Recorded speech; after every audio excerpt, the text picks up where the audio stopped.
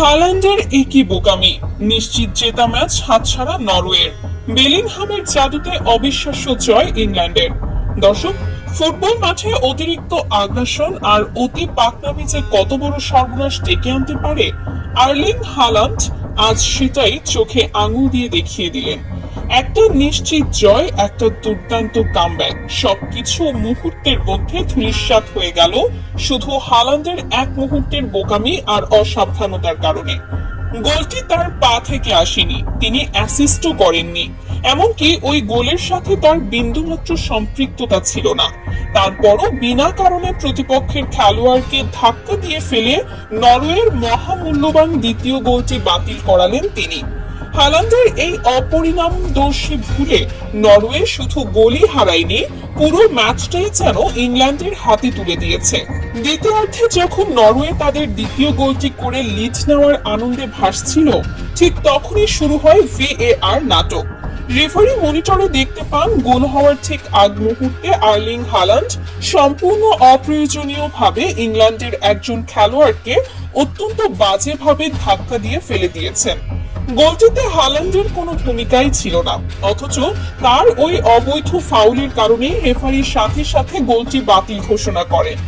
যারা নরওয়ের প্রথম গোলের পর থেকে ইংল্যান্ডের বিদায় ঘণ্টা শুনতে পাচ্ছিলেন, ভিএআর তাদের নতুন করে ফুটবলের নিয়ম শিখিয়ে দিল। তবে এখানে একটা বড় প্রশ্ন ওঠে, হাল্যান্ড ফাউল করলে তো ইংল্যান্ডের ফ্রি কিক পাওয়ার কথা, তাহলে নরওয়ে আবার কর্নার কিক পেল কেন?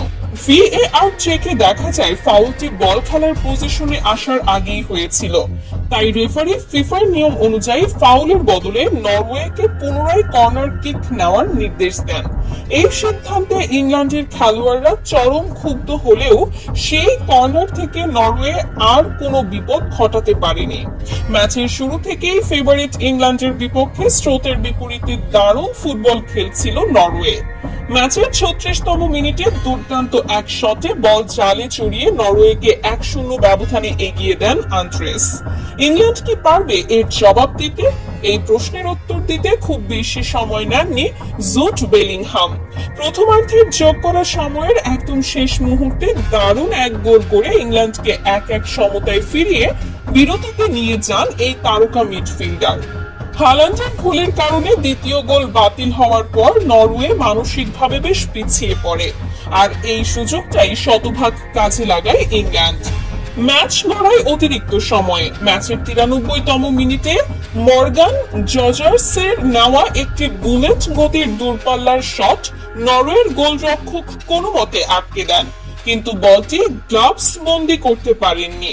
আর সেই ফিরতি বল পেয়ে মুহূর্তের মধ্যে বাজ পাখির মতো ছোঁ মেরে নিজের দ্বিতীয় গোলটি আদায় করে নেন জুট বেলিংহাম।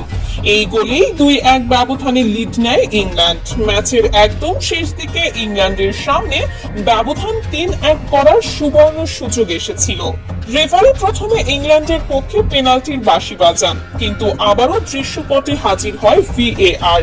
ভিএআর চেকে অত্যন্ত স্পষ্টভাবে দেখা যায় নরওয়ের ফুটবলার ফাউল করেননি, বরং ইংল্যান্ডের ফুটবলারই বলের নিয়ন্ত্রণ নিতে গিয়ে নরওয়ের খেলোয়াড়ের পায়ের সামনে নিজের পা বাড়িয়ে দিয়েছিলেন। ফলে রেফারি পেনাল্টির সিদ্ধান্ত বাতিল করে নো পেনাল্টি ঘোষণা করেন।